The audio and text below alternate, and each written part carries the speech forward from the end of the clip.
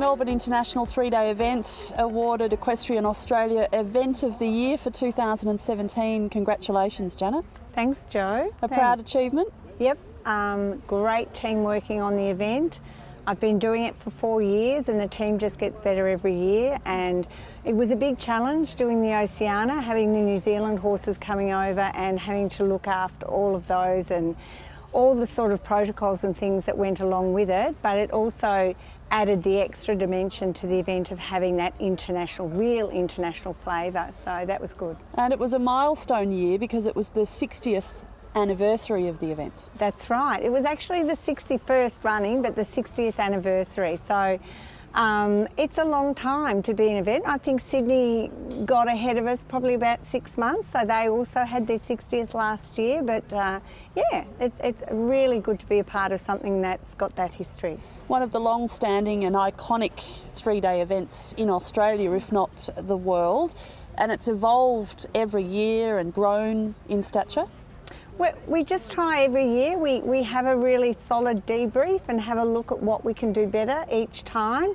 And I think what we have in Australia is a lack of events where there's a lot of atmosphere for riders who are hoping to launch their careers overseas or go overseas and represent.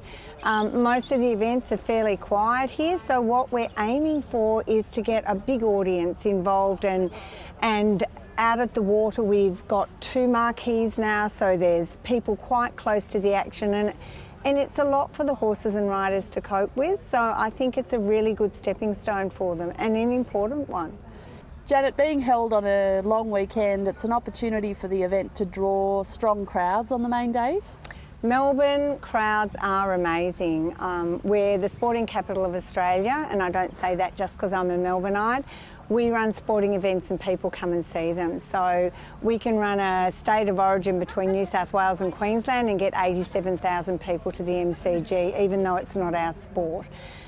So they turn out for Melbourne. There's a lot of interaction through social media, and I know I've just been pummeled with questions about how can we get there, what's happening.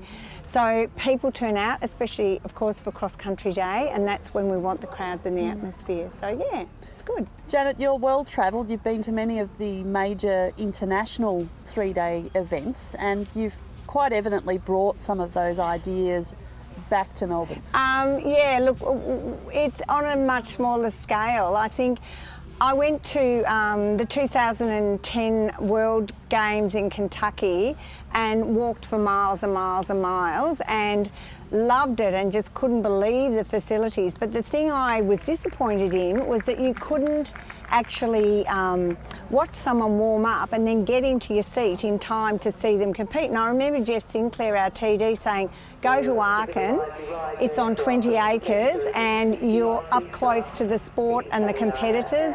So I did that, and they do it amazingly. So you just bring bits and pieces back from everywhere you go. Yeah.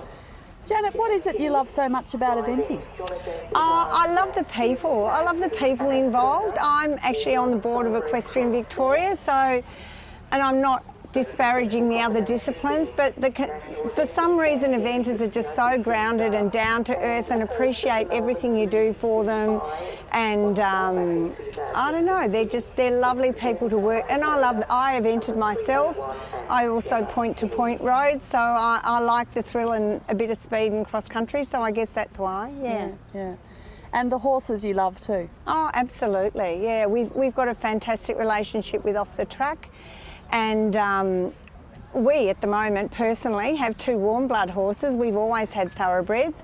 We've got 2 lovely horses, but I really think with the change in the dressage scoring that some of the thoroughbreds are going to come back into their own in eventing, because you need to be able to have them galloping nicely on that cross-country course. So, yeah, no, I love the horses, absolutely.